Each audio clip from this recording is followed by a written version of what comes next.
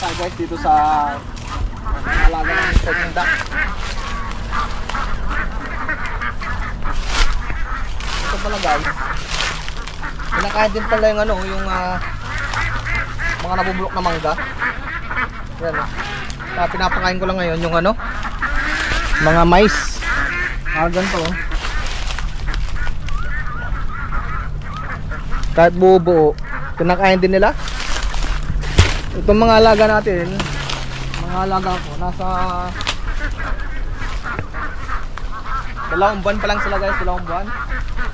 So, kung napapansin nyo, hindi sila ganun ka ano, kalaki kasi hindi ko na sila masyado pinapakain ng feeds.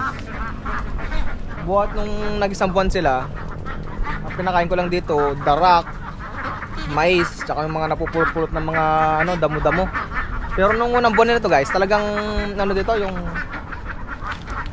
pagkain nila sobrang sagana kasi ano kailangan yung mga vitamina nun yung unang buwan nila. Talagang purong feeds ang pinakain ko sa mga to. Pero nung ano, after ng 1 buwan, hindi ko na ganoon sila pinakain ng feeds para makatipid din. Kasi habol ko naman dito, ano paitlugin. Ang alam ko dito guys, itong mga peking duck, parang bibi rin to mga to Kaya yung mga itik, nangiitlog to mga to 5 to 6 months. Kaya kahit medyo maliit sila, pero di naman ganun kaliit. Ayos naman yung ano nila, yung laki nila, kaya lang hindi ganun kataba. Sakto lang ba. Pero kapag hinahabol ko sana, kung yung habol ko ay yung pambenta, sigurado purong feeds lahat to. Kaya lang di naman pambenta ang ginagawa ko. Ang gagawin ko kasi dito guys, pang ano, pang breeding. So ito sila ngayon. Ito na sila 2 months tong ano to nag 2 months sila nung March 26 kasi nakuha ko to nung ano, January 26 Nilipat ko sila dito. Ito, yung bakod nilang ito, siguro pang 5 ano ata yan, pang 5 beses nang lipat. Binakod ko sila doon. Kaya lang maraming ano doon, maraming maninira tulad ng mga baka, kambing. Kaya dito nilayo ko lang sila. Hello. Hello.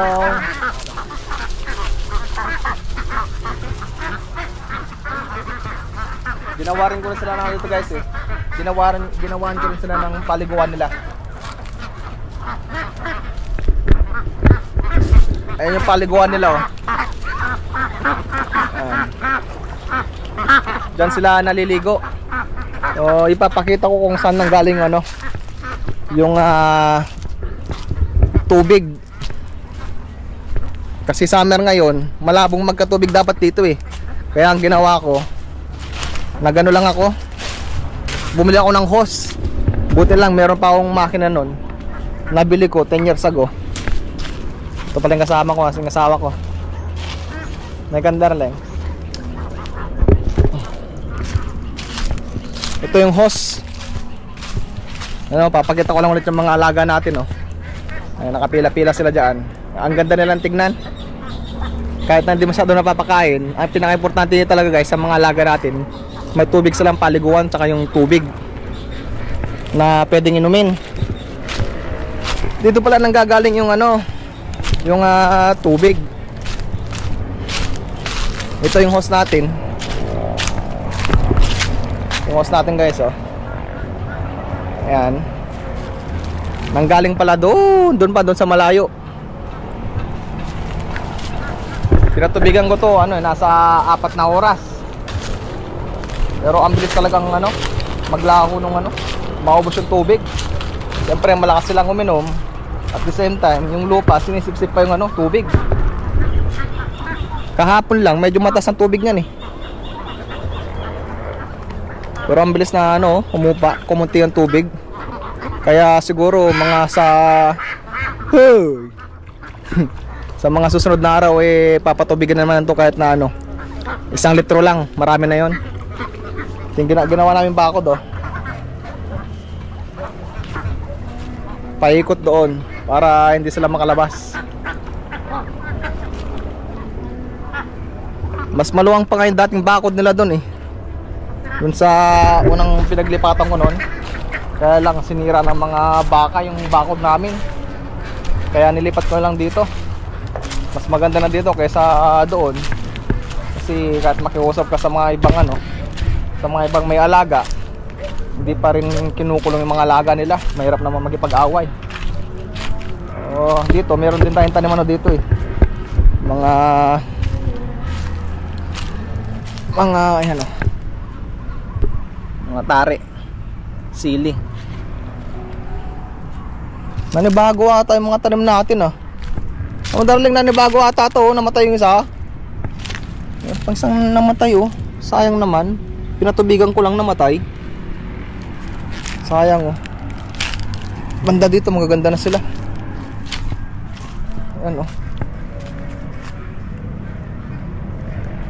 Ito yung dating ano, sobrang sukal dati dito. Parang talagang bundok.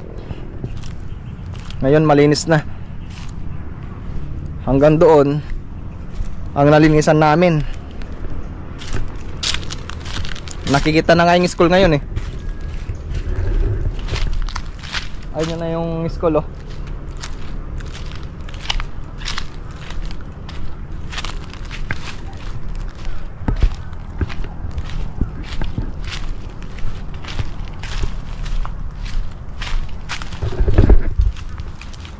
Pasal pa tayo dun guys sa ibang lugar doon.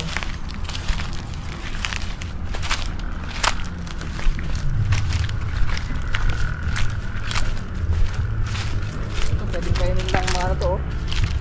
Yung mga itik, yung mga nabulok na mangga. Kasi dito guys maraming ano dito eh. Maraming mangga ngayon. Malapit na ang anihin to, kaya marami nang nasisira, nangangalaglag yun. So, nalinisan namin to. Kasi sobrang sukal. Parang talagang kabundukan dati to eh.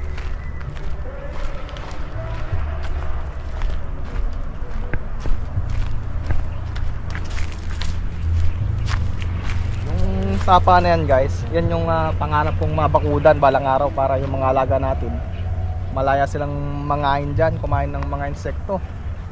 Kaya lang medyo malaking pera din yan pagka binakuran yan kasi maluwang din eh. Hanggang dito meron din tayong mga tanim na kamatis, pero ewan ko dahil yung iba namamatay. Pero din naman lahat, at least mas marami pa rin ng mga buhay kasi sa mga namatay. Kasi hindi ko na ano to eh. Talagang hindi ko na masyadong na-asikaso. Hindi ko na na-sprayan. Hindi pa nga nabunuhan tong mga to ni minsan eh. Pero yung iba, may bulaklak na pala oh. May bulaklak na pala oh, malapit na palang mamunga. Pero may namatay oh, isa. Ito kung namatay doon, ano? Kulang hindi na patubigan kasi yung mga yun eh. Hanggang dito lang naabot ng tubig eh.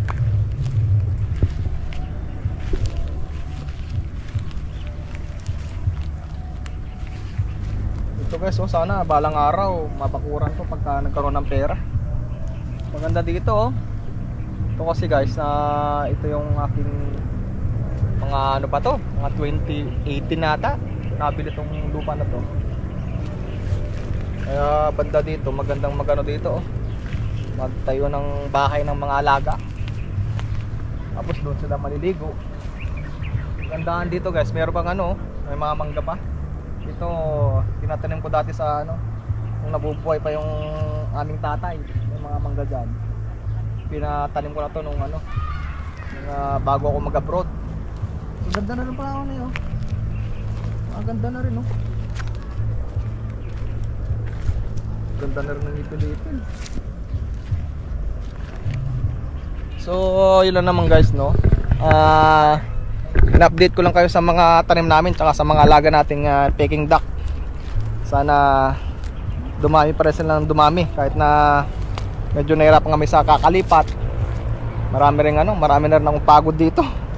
Kasi sumusulong kami sa kaputikan pagka pinapastol namin. Medyo pagod din pala pagka nag-alaga ng Peking duck. Saan kami nakakarating doon kasi titigas ang ulo nila, ang hirap ikulong.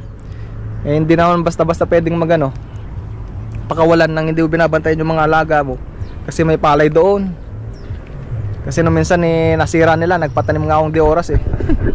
Pero ganoon talaga. So yun lang guys, maraming salamat sa panood at huwag niyo sana kalimutan na i-like tsaka sa mga bago pa lang sa aking sa channel, pag-subscribe naman. Yan, ingat lagi and bye bye, God bless.